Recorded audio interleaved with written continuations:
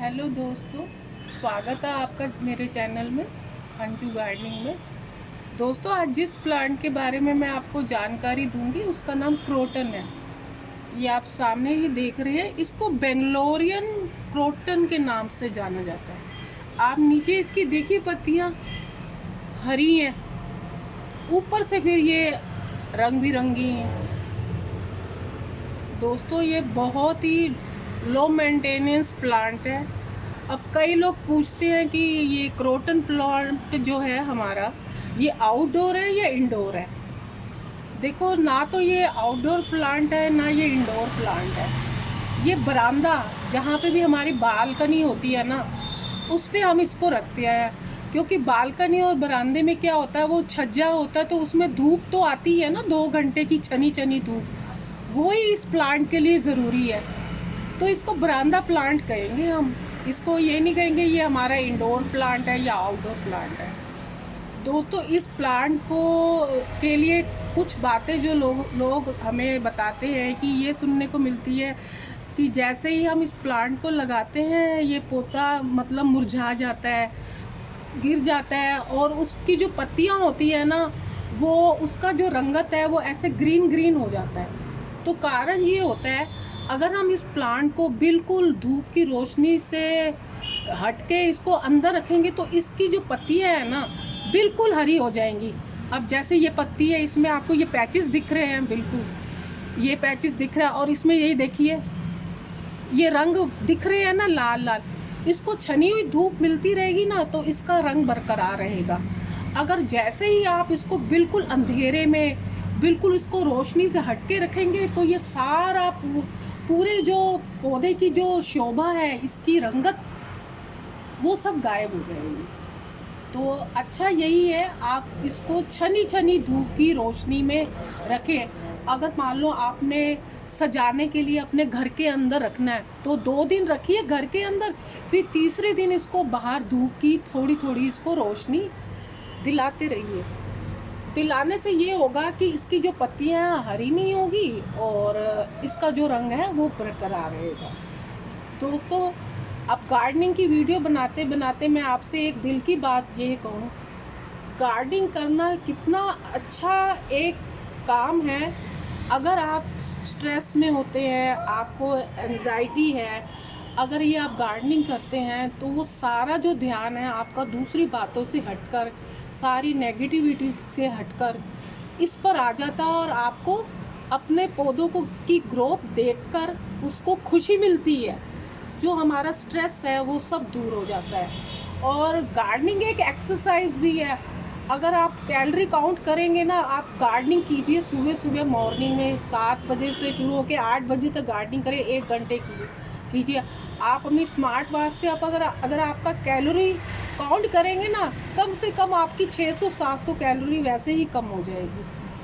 तो क्यों ना अपना सारा ध्यान हम अपनी इस प्रकृति की अच्छी अनमोल चीज़ में लगाएं, जिससे हमारी प्रकृति भी अच्छी रहे और हमारी सेहत अच्छी रहे।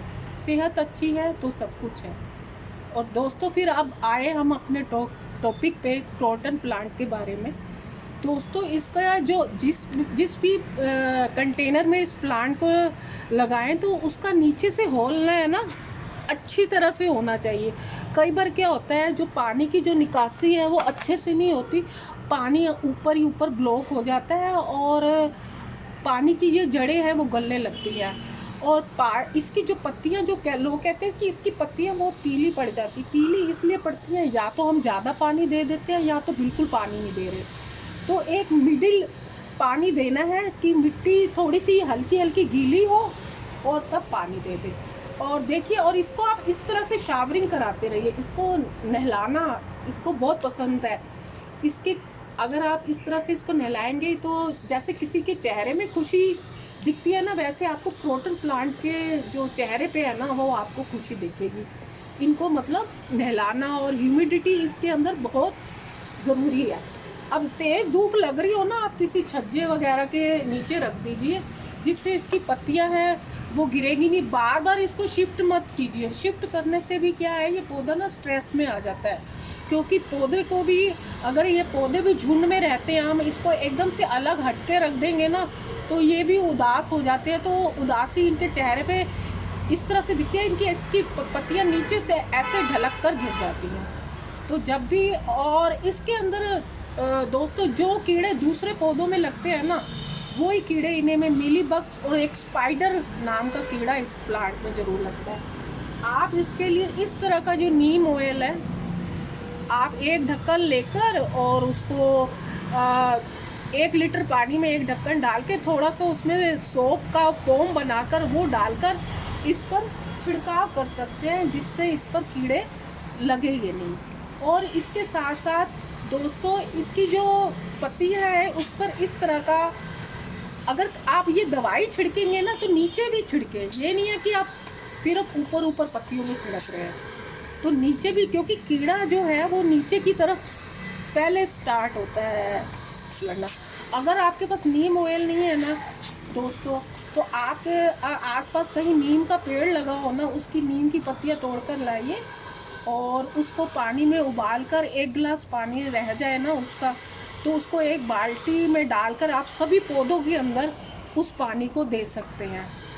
वो भी एक पेस्टिसाइड ही है, वो नेचुरल पेस्टिसाइड है, आप उसको यूज़ कर सकते हैं।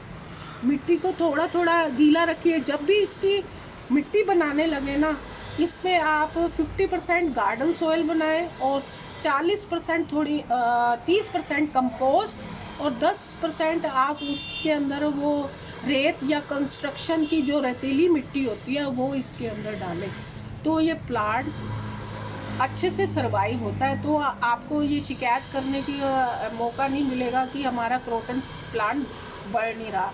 कई तरह की वैरायटियाँ आती हैं, कुछ चौड़े, ये सामने जो है ये भी एक क्रोटन प्लांट है, चौड़ा एक आप देख रहे हैं ना, ये क्रोटन प्लांट है, ये भी चौड़ा है, ये भी इसी की प्रजाति के, मतलब आपकी इसकी काफ़ी सारी है। अगर आप इसको लगाना चाहते हैं तो आप मार्च के महीने में अगर इसकी आप एक पत्ती इस तरह से तोड़ के ना कहीं पर भी इसको गाड़ देंगे ना इस तरह से, तो ये अपने आप ये पौधा पनप जाएगा।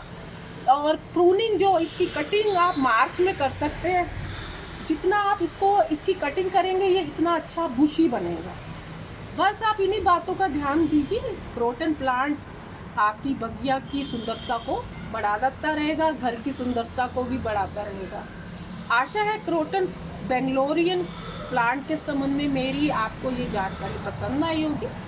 आप मेरे चैनल को सब्सक्राइब करें, लाइक करें और शेयर करें। Thank you.